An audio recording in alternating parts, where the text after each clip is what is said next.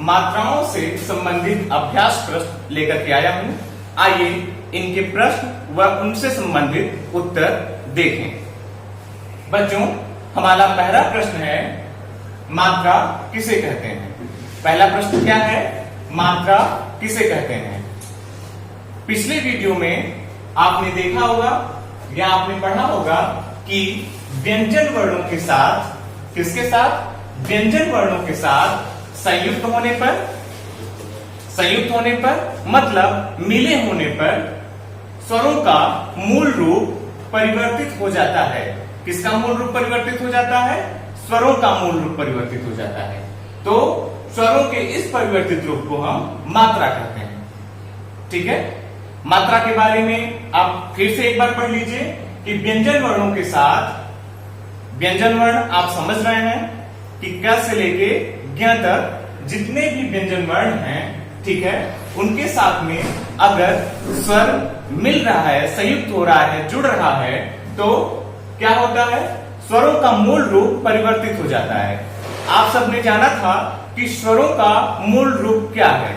स्वरों का मूल रूप यहाँ पे जैसे आप देख रहे होंगे कि ए, आ, ई, उ, री, ए, ओ और अ। ये अपने मूल रूप में लिखे हुए हैं, मतलब जो ये अ, आ, ई इत्यादि जो लिखे हुए हैं, इसे हम स्वर का मूल रूप कहते हैं। इसके बाद हम ये देखते हैं कि ये जो परिवर्तित हो जा रहे हैं, जब यह व्यंजन के साथ में जुड़ रहे हैं तो क्या हो जा रहे हैं? परिवर्तित हो जा रहे हैं। तो इन्हें हम क्या कहते हैं? मात्रा कहते हैं। अब इनकी मात्राएं क्या हैं?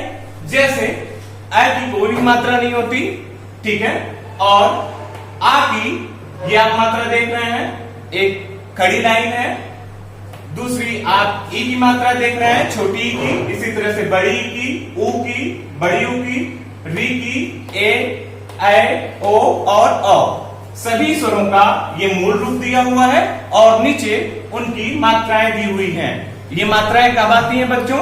जब व्यंजन वर्णों के साथ में स्वरों का मूल रूप तब परिवर्तित हो जाता है जब यह उनके साथ में जुड़ जाते हैं। मतलब स्वर जब व्यंजन वर्णों के साथ में जुड़ते हैं, संयुक्त होते हैं, तो वह उनका मूल रूप परिवर्तित हो जाता है। ठीक है, उस परिवर्तित रूप को ही हम मात्रा कहते हैं। ये इनकी मात्राएं हैं। अब हम दूसरे प्रश्न पे आते हैं। दूसरा प्रश्न है, किस स्वर की कोई मात्रा नहीं होती? मतलब कौन सा ऐसा स्वर है जिसकी अपनी मात्रा नहीं होती? कौन सा ऐसा स्वर है? तो हम ये देखते हैं कि अ स्वर की कोई मात्रा नहीं होती। ठीक है, जैसे यहां क है, आधा क, इसमें अ को हम जोड़ देते हैं। अ जो स्वर है, जब ये जुड़ जाएगा, संयुक्त हो जाएगा, तो क्या बनता है? ये पूरा कर। ठीक है, ये बनता है। अब इसमें आप देख रहे हैं कि कहीं पे भी कोई मात्रा लगी हुई है? नहीं लगी हुई है। क्यों नहीं लगी हुई है? क्योंकि अ स्वर की कोई भी मात्रा नहीं होती। ठीक है बच्चों? तो बच्चों, आइए प्रश्न के दूसरे प्रकार को देखें। तो दूसरे प्रकार में है, दिए गए शब्दों पर उचित मात्रा लगाकर शब्द पूरा कीजिए। बच्चों, इसका तात्पर्य यह है कि जो यहां पे दिए गए शब्द हैं, ठीक है, जो ये शब्द दिए गए हैं, इनको क्या करना है? इन पे उचित मात्रा लगा करके। उचित मात्रा का मतलब ये ऐसा है कि हमको इन शब्दों में ऐसी मात्रा का प्रयोग करना है कि इनसे जो निर्मित शब्द हों, ठीक है, वो सार्थक अर्थ देते हों, वो कोई न कोई अर्थ जरूर देते हों। ऐसी हमको इनमें, इन शब्दों में ऐसी मात्राओं का प्रयोग करना है। तो आइए देखें। पहला क है, ग दिया गया है, मैं दिया गया है, ल दिया गया है और बाद में रिक्त स्थान है। मतलब ल में मात्रा का प्रयोग करना है, ऐसी मात्रा का प्रयोग करना है कि एक सार्थक शब्द की उत्पत्ति हो। ठीक है, तो हम यहां पे ये देखते हैं कि ग, म, ल, यहां पे हम आ की मात्रा लगाते हैं। किसकी? आ की मात्रा लगाते हैं, तो क्या बन जाएगा? गमला। क्या? ये आ की मात्रा लगा दिए। आ की मात्रा आप जानते हैं कि आ की जो मात्रा है वह एक बड़ी लाइन है खड़ी, ठीक है, वो आ की मात्रा हुई। तो हम इस आ की मात्रा का प्रयोग कर दिए तो जो ये शब्द बन गया वो कौन सा शब्द बना बच्चों? ग म ला। क्या बना? गमला। इस गमला शब्द की उत्पत्ति हुई और ये सार्थक शब्द है। ठीक है बच्चों, अगले पेज चलें। ख है, प, खाली स्थान। खाली स्थान में यहां पे क्या करना है? मात्रा का प्रयोग करना है। कैसी मात्रा? जो सार्थक शब्द की उत्पत्ति करे। फिर तय दिया गया है और फिर खाली स्थान, और इस खाली स्थान पे भी मात्रा का प्रयोग करना है। कैसी मात्रा? सार्थक मात्रा। यहाँ पे ऐसी मात्रा का प्रयोग करना है जो सार्थक शब्द की उत्पत्ति करे या सार्थक शब्द निकाले। तो हम प देखते हैं, फिर प देखते हैं। अगर हम इस प में क्या करें?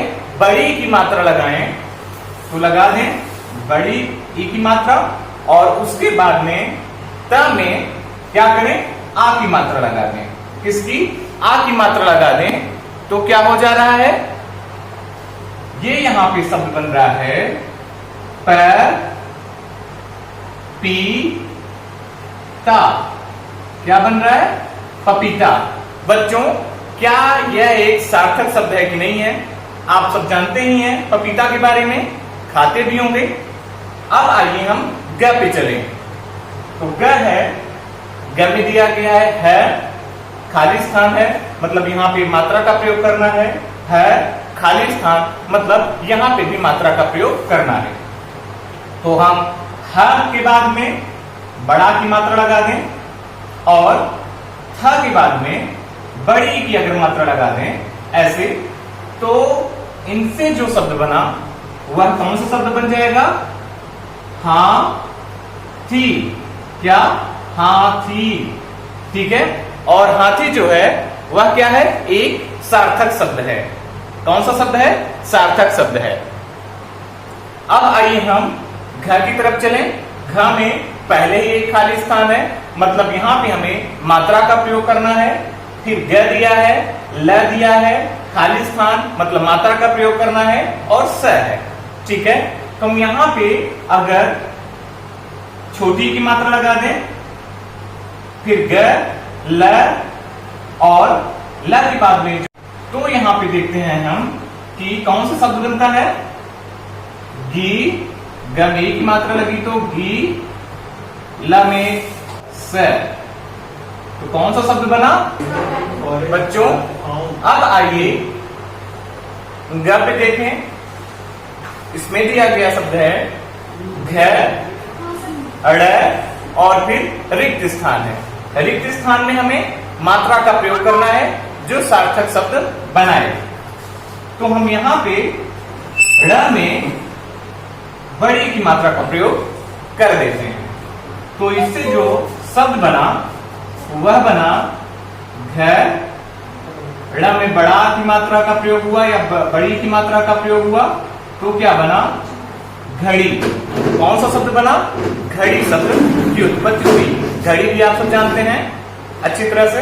अब आइए हम प्रश्न के दूसरे प्रकार में चलें। प्रश्न नंबर तीसरा है, नीचे दिए गए शब्दों में अलग अलग मात्राएं जोड़कर नए शब्द बनाइए। इसका तात्पर्य यह हुआ कि जो नीचे दिए गए ये शब्द हैं, ठीक है, कौन से? ये शब्द जो नीचे दिए गए हैं, क्या करना है इन्हें? इसमें अलग अलग मात्राएं जोड़ करके, मतलब अलग अलग मात्राओं से क्या करना है?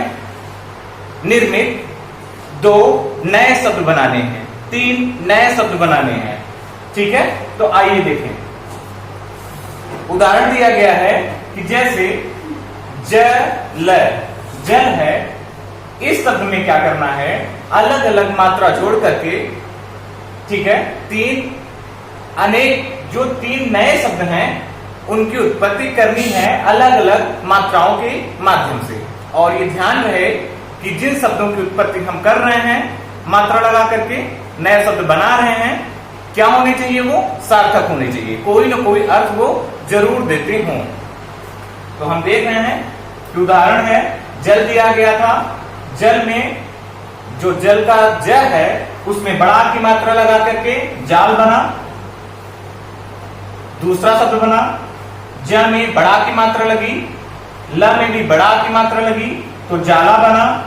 उसके बाद में तीसरा शब्द जो बना उसमें ज में ए की मात्रा लगी, ठीक है, तो जेल बना। अब आइए हम देखते हैं, जैसे खल है, क्या है बच्चों, खल है।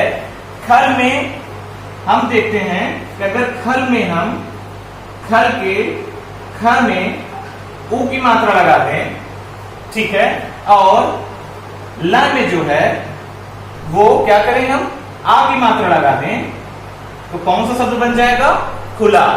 क्या बनेगा बच्चों, खुला बनेगा।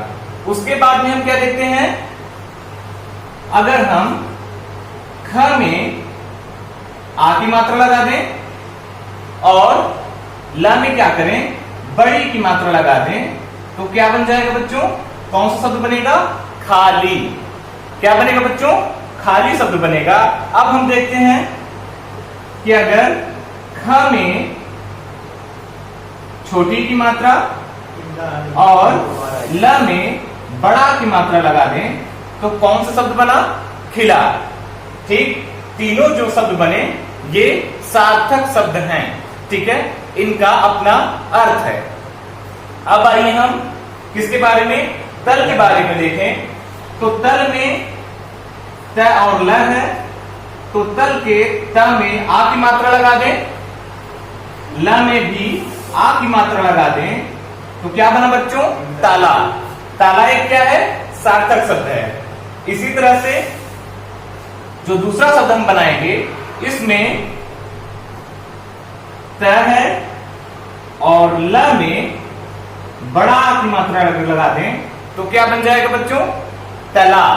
तला भी सार्थक शब्द है। अब जो है हम अगला शब्द बनाएंगे, तो त में क्या करते हैं, हम छोटी की मात्रा लगा देते हैं और ल लिख देते हैं, तो क्या बन जाएगा बच्चों, तिल। तिल भी सार्थक शब्द है, ठीक है, अपना एक अर्थ दे रहा है। अब आइए हम अगले शब्द पे चलें। तो अगला शब्द है बल। बल में क्या करें, बल के ब में ए की मात्रा लगा दें और ला को लिख दें, तो क्या बना, बेल। बेल भी सार्थक शब्द है, ठीक है। अब क्या करें, अगर ब है, ब शब्द में हम क्या करते हैं, ब के आ की मात्रा लगा दे ब में और ल में क्या करें, उ की मात्रा लगा दें। क्या, बड़ा उ की मात्रा अगर लगा दें तो क्या बनता है, बालू। बालू भी अपना एक अर्थ दे रहा है, ठीक है, ये सार्थक शब्द है। यह दूसरा शब्द बना बल से। अब देखते हैं कि बल के ब में अगर आ की मात्रा लगा दें तो बा हुआ और ल को लिख दें तो बाल बना। कौन सा शब्द बना बच्चों, बाल। बाल भी सार्थक शब्द है, ठीक है। इसी तरह से मल है, आप इसे अपने से करने का प्रयास कीजिएगा। यहां पे मैं आपको ये नहीं बता रहा हूं, इसे आप स्वयं करने का प्रयास कीजिएगा।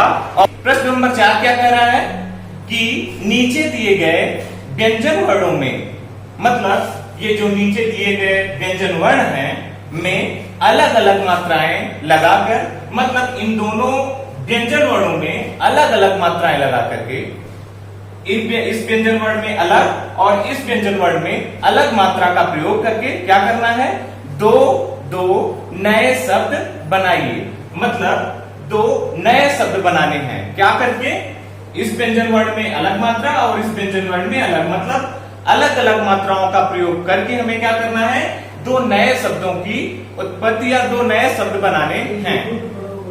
तो बच्चों, जैसे यहां पे दिया गया है प्रश्न में, ये कहा गया कि जैसे क धन ल है, क्या है, क धन ल है, तो इस क जो व्यंजन वर्ण है और ल जो व्यंजन वर्ण है, इसमें क्या किया गया, इससे बना कल, इसको जोड़ दिया गया तो एक शब्द बना इससे कल, और दूसरा शब्द क्या बना, किला। क्या बना, किला। इसमें छोटी की मात्रा और ल में बड़ा की मात्रा या आ की मात्रा का प्रयोग करके क्या किया गया है, एक शब्द की रचना की गई है या शब्द बनाया गया है। अब प्रश्न ये है कि त और ल, ये दो व्यंजन वर्ण है, त और ल, इनमें अलग अलग मात्राओं का प्रयोग करके हमें दो नए शब्दों की रचना करनी है, दो नए शब्द बनाने हैं हमें। तो आइए देखें, त धन ल बराबर क्या हो जाएगा, त ल क्या हो जाएगा, त ल, और दूसरा क्या बन जाएगा, ता ला, क्या, ताला। बच्चों हमें इस बात का विशेष ध्यान देना है कि जिस भी शब्द की उत्पत्ति हम कर रहे हैं, जो भी शब्द बना रहे हैं, वो शब्द क्या हो, वो सार्थक शब्द होने चाहिए। सार्थक का मतलब यह है कि उन शब्दों का कोई न कोई अर्थ हमारे परिवेश में जरूर होना चाहिए। ठीक है, कोई न कोई अर्थ वो शब्द जरूर देते हो, तभी वो शब्द माने जाएंगे अथवा गलत हो जाएंगे। ठीक, तो हमें यहाँ पे जो भी हम शब्द बना रहे हो वो शब्द सार्थक हो, मतलब उनका कोई न कोई अर्थ जरूर हो। जैसे हमने त धन ल से तल बनाया। तल का मतलब होता है कि तली, किसी भी चीज की, जैसे हमारा फर्श है, नीचे कमरे का फर्श, इसे हम तल कहेंगे। कोई तली है, किसी भी कोई भी अगर हम पात्र ले रहे हैं तो उसका जो निचला हिस्सा है, ठीक है, उसे हम तल कहेंगे। वही जो दूसरा हमने शब्द बनाया ताला, ताला आप सब जानते होंगे कि घर में भी आप देखते होंगे कि ताला लगा रहता है दरवाजे के पास में, और भी कहीं आप जब देखते हैं तो हर सभी दरवाजों में कहीं न कहीं पे वह ताला लगा रहता है, तो आप इसे जानते ही हैं। अब आइए हम दूसरे व्यंजन वर्णों पे चलें। दूसरे व्यंजन वर्ण है ह धन थ। क्या है, ह धन थ। तो इन दोनों व्यंजन वर्णों में अलग अलग मात्राओं का प्रयोग करके हमें दो नए सार्थक शब्दों की रचना करनी है। कैसे शब्द, दो नए सार्थक शब्द। तो हम देखते हैं कि है और थ है, तो हम क्या कर देते हैं, पहले व्यंजन वर्ण में आ की मात्रा लगा देते हैं, तो ये हो जाएगा हा, और उसके बाद हो जाएगा थ, तो क्या हो जाएगा, हाथ।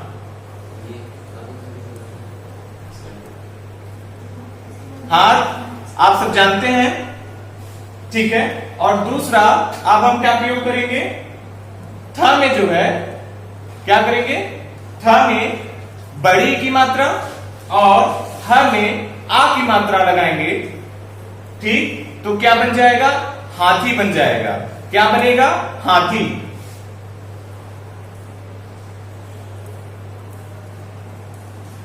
बच्चों अब हम तीसरे व्यंजन वर्णों पे चलते हैं।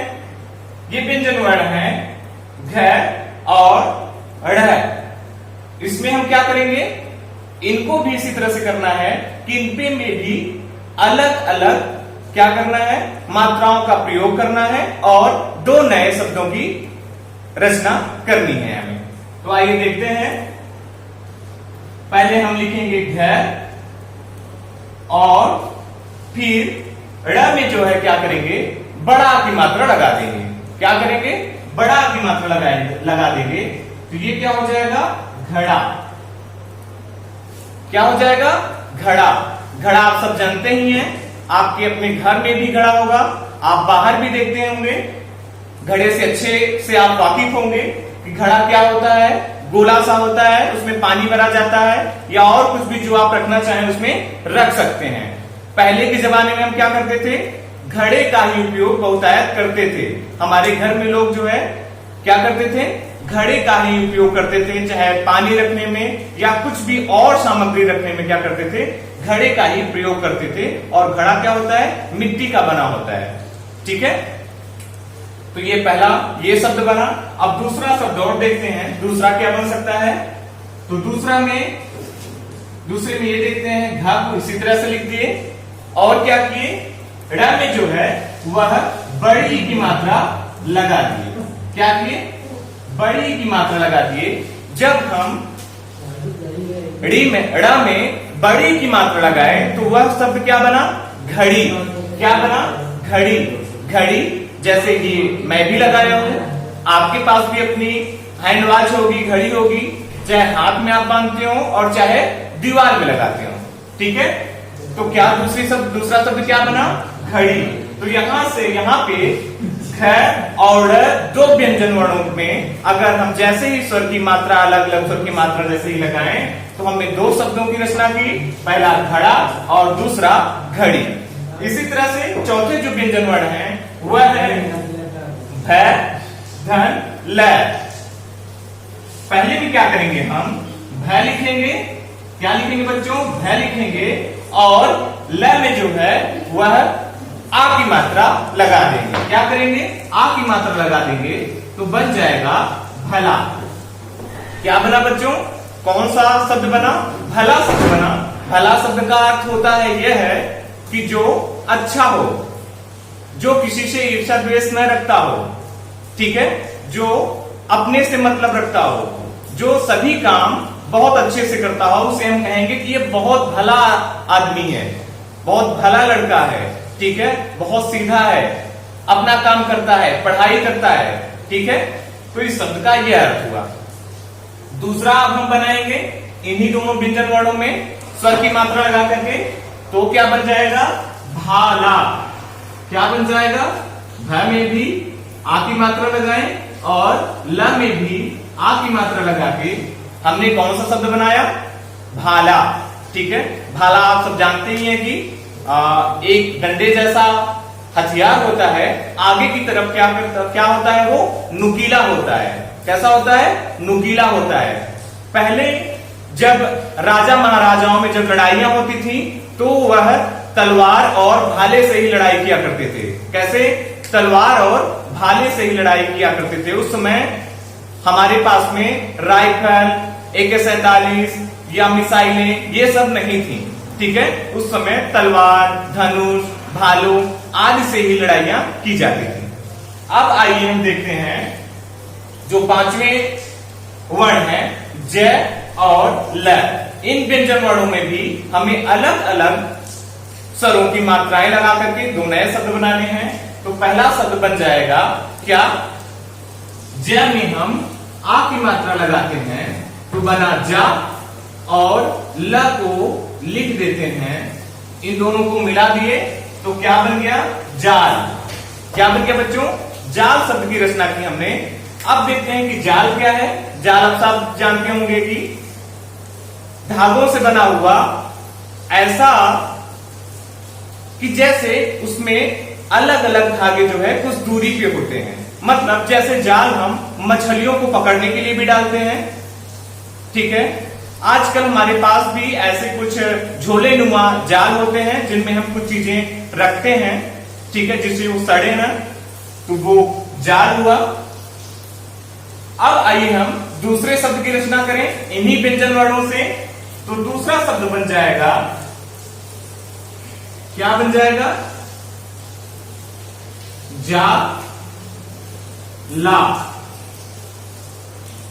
मतलब ज में भी आ की मात्रा का प्रयोग किया हमने और ल में भी आ की मात्रा का प्रयोग किया हमने। तो क्या बना, जाला। जाला आप सब अच्छे से उसे वाकिफ होंगे। आपके घर में भी कहीं ना कहीं पे कोने में मकड़ी क्या करती है, वो जाला लगा देती है। उसे क्या कहते हैं, हिंदी शब्द में अच्छे से हम हिंदी में जाला ही बोलते हैं। ठीक, तो क्या कौन सा शब्द बना, जाला बना। तो हमने देखा कि त और ल व्यंजन वर्णों के मिलाने से जो दो शब्द बने क्या हुए, वो त, ल और ता, ला। तल और ताला है और थ व्यंजन वर्णों के मिलाने से इसमें तो दो नए शब्द बने, वह है हाथ और हाथी। इसी तरह से घ और ड़ में स्वर की मात्राएं लगाने से जो दो शब्द बने वह है घड़ा और घड़ी। इसी तरह से भ और ल को क्या किए हम, इसको जो है जब हम स्वर की मात्राओं से हमने मिलाया तो जो नए शब्द बने वह क्या बने, भला और भाला। इसी तरह से जल से जान और जाला बना। ठीक है बच्चों, यहां पे आपका इस पाठ का जो भी अभ्यासकार, जितने भी अभ्यासकार थे वह सारे के सारे आप पूरे करा दिए गए हैं।